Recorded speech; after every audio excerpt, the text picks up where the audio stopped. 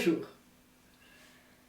Commençons par examiner de plus près si la thèse de la carence en vitamine C tient la route en ce qui concerne les épisodes justiniens et moyenâgeux.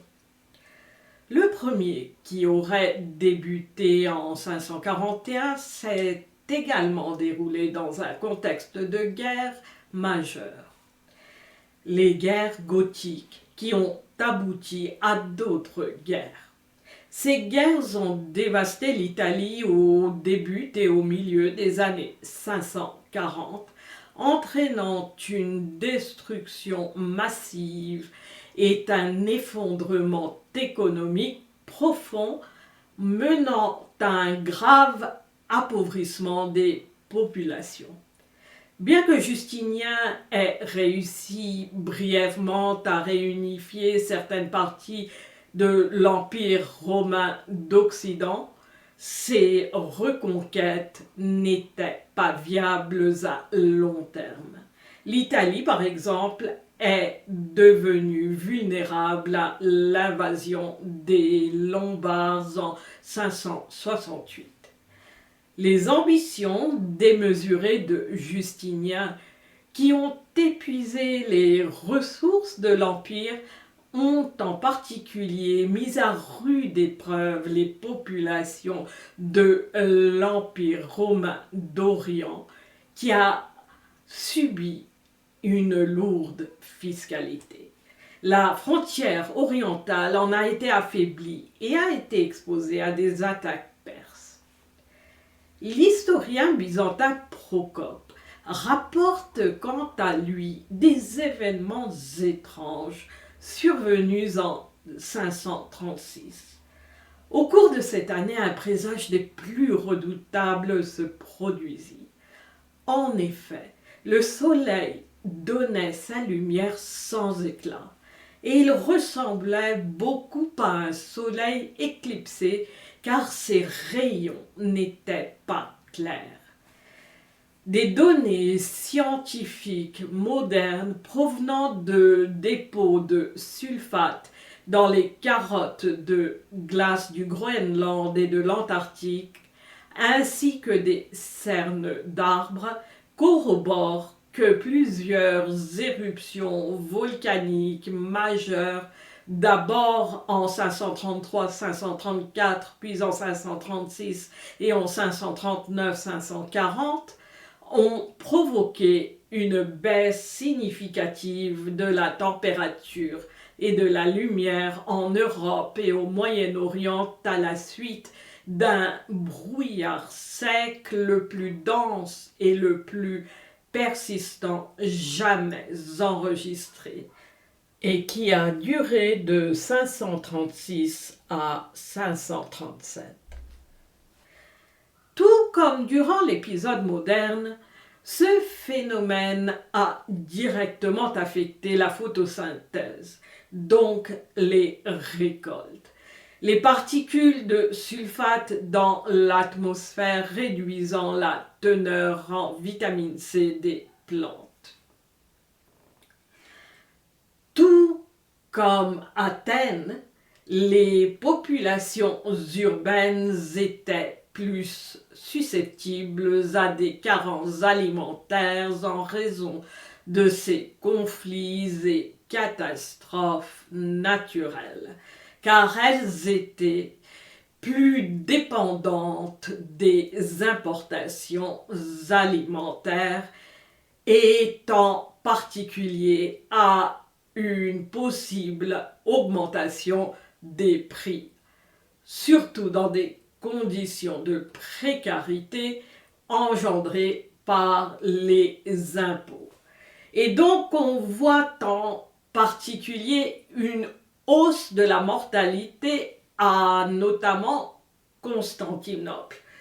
Que cette mortalité soit restée, d'après Heisenberg et ses collègues, insignifiante ailleurs, pourrait s'expliquer par la structure rurale de l'Empire romain d'Orient, ainsi que par la variabilité de la densité des aérosols sulfatés dans l'atmosphère selon les régions. Quant à la Perse, l'Inde et la Chine, où l'agriculture prospérait et où la compréhension du lien entre alimentation et santé était plus développée, les populations étaient moins vulnérables aux carences et à leurs conséquences. Passons maintenant au Moyen Âge. La hausse inédite et rapide de la mortalité en Europe à partir de 1347, associée à ce qu'on dit être la peste, coïncide aussi avec des guerres dévastatrices jusqu'au XVIIIe siècle, qui ont notamment provoqué un appauvrissement des populations. Les mentionner toutes prendrait trop de temps. En particulier, la guerre de 100 ans de 1337 à 1453 entre la France et l'Angleterre a été particulièrement longue et destructrice. Au nord, les pays scandinaves étaient eux aussi pris dans des conflits suivis au XVe siècle par les guerres teutoniques en Pologne et Lituanie. Mentionnons aussi les guerres entre Gênes et Venise au XIIIe et XIVe siècles, impactant fortement l'Italie et de 1499 à 1504, la guerre opposant la France au royaume de Naples. Tout cela a bien sûr rendu les populations vulnérables. Plus à l'est, la guerre civile byzantine entre 1341 et 1347 faisait rage et a permis au XVe et XVIe siècle à l'Empire ottoman d'étendre son influence dans la Méditerranée en s'opposant aux puissances européennes.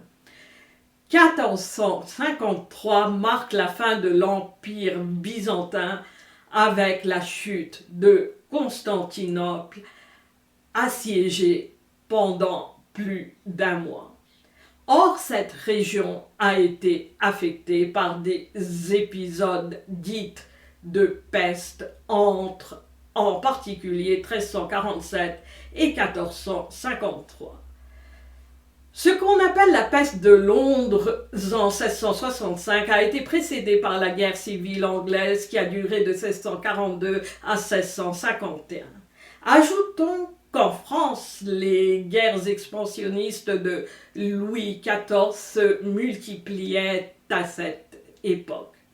Au XVIIIe siècle, bien qu'aucune guerre majeure n'ait frappé directement la Provence au moment de la supposée peste de 1722, cet épisode est survenu dans un contexte instable peu après la guerre de succession d'Espagne de 1701 à 1714 qui avait durablement affaibli la France.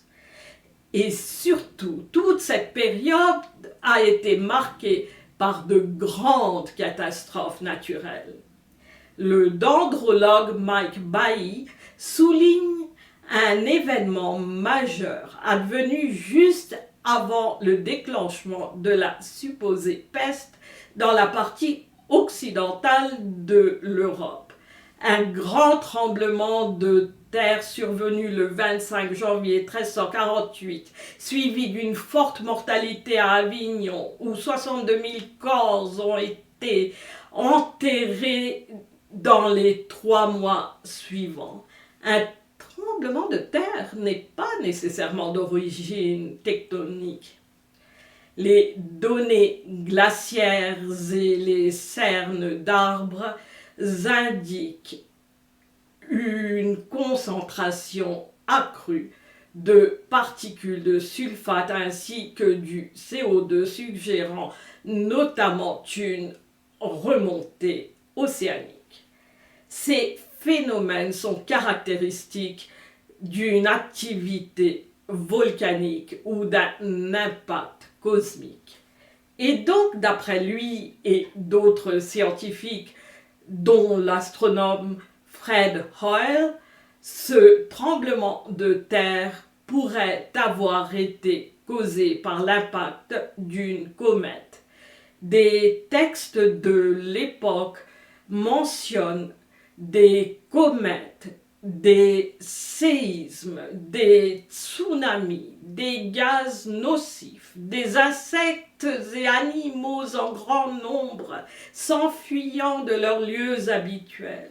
En particulier, un traité allemand du XIVe siècle attribue la mortalité à ces gaz. Un schéma similaire peut être observé à l'hiver 1664 lorsqu'une comète particulièrement brillante a été aperçue au-dessus de l'Angleterre juste avant l'épisode londonien. Cette période a aussi connu une série d'éruptions volcaniques majeures dans les années 1630 à 1640 et un refroidissement climatique généralisé aggravé par le minimum de Maunder, une période de faible activité solaire. Notons que dès 1300 et surtout à partir de 1570, l'Europe a vécu une petite ère glaciaire dont la gravité s'est atténuée au cours de la seconde moitié du XVIIIe siècle. Donc, tous les épisodes de peste de l'époque ont eu lieu durant une conjoncture climatique et une atmosphère chargée de particules de sulfate aux effets dévastateurs sur les récoltes. D'où, tout comme dans les épisodes modernes et justiniens, il est très plausible qu'il y ait eu en conséquence une carence alimentaire généralisée, notamment impactant l'assimilation et la disponibilité de la vitamine C. Et à nouveau, cette thèse expliquerait pourquoi certaines régions ont été moins touchées que d'autres, puisque ni les guerres ni ces phénomènes naturels n'affectent de manière uniforme. Cette carence aurait été d'autant plus grave dans une Europe où la compréhension du rôle de la nutrition dans la santé restait rudimentaire et les terres souvent moins fertiles que dans des régions comme l'Inde. Par ailleurs, moins de lumière solaire signifie également une réduction de la vitamine D, essentielle pour un bon fonctionnement du système immunitaire et donc impactant l'adaptation du corps, en particulier en période de stress environnemental et social. De plus, les aérosols sulfatés dans l'atmosphère peuvent irriter les voies respiratoires et exacerber des troubles comme l'asthme. Or, les symptômes respiratoires associés à la forme pulmonaire de la peste sont très similaires à ceux de l'asthme sévère. Des erreurs de diagnostic ne peuvent être exclues. Et cela d'autant plus qu'ainsi que mentionné dans une autre vidéo, plusieurs maladies partagent des symptômes similaires à ceux attribués à la peste et dont l'origine bactérienne pourrait peut-être bien n'être tout autant remise en cause. En conclusion, sur la base des preuves empiriques actuelles, il semble de plus en plus probable que les événements historiquement associés à la peste ne soient pas de nature contagieuse, en particulier ne soient pas d'origine bactérienne, mais qu'elles résultent plutôt de facteurs multiples, des problèmes respiratoires dus à la pollution atmosphérique et la malnutrition, notamment les carences en vitamine C et en vitamine D, provoquant le scorbut qui, rappelons-le, est mortel, ainsi que d'autres maladies plausiblement elles aussi non bactériennes. La question qui se pose est alors la suivante. Pourquoi ces autres thèses restent-elles largement ignorées, voire inexplorées par les chercheurs? L'impression qui ressort est que pour se retenir à la thèse bactérienne, ils en viennent à accumuler supposition sur supposition. Même des scientifiques et historiens qui ont émis des réserves sur certains épisodes attribués à la peste en mettant en lumière les événements naturels qui pourraient en être à l'origine, ne remettent pas en doute l'hypothèse bactérienne en elle-même, ni dans le cas de la supposée peste, ni plus généralement. On pourrait peut-être établir un parallèle avec d'autres phénomènes dans l'histoire des sciences. Pendant plus d'un millénaire, sauf en Chine, les scientifiques se sont obstinés à défendre la thèse géocentrique, et ce, malgré les évidentes difficultés qu'elle rencontrait pour expliquer de plus en plus d'observations empiriques. Ils ont préféré ajouter des complications techniques, des facteurs artificiels et des hypothèses pour adapter ces observations à ce modèle.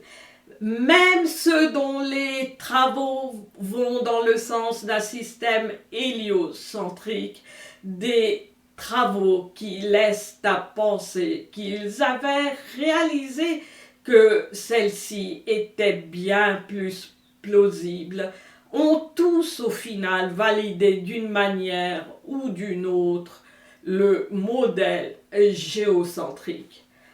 Pas nécessairement dans sa forme rigide, mais révisée. Un autre exemple pourrait être celui de la géométrie euclidienne fondée sur 5 postulats, dont l'un, le postulat des parallèles, stipule qu'à partir d'un point donné, on peut mener une seule parallèle à une droite donnée. Cette affirmation est loin d'être évidente. Aucune expérience ne peut la confirmer, car nous ne pouvons observer que des segments finis de droite.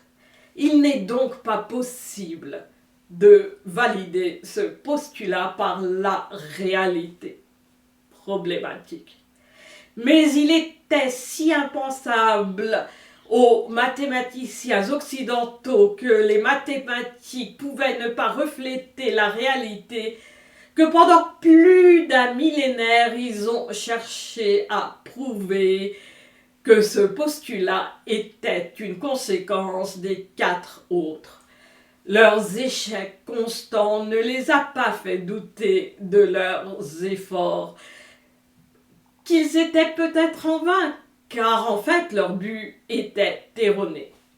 Ce n'est qu'au XIXe siècle, qu'on a développé la géométrie hyperbolique puis elliptique, impliquant que tout est une question de perspective, en d'autres termes que la géométrie euclidienne n'a rien de foncièrement objectif.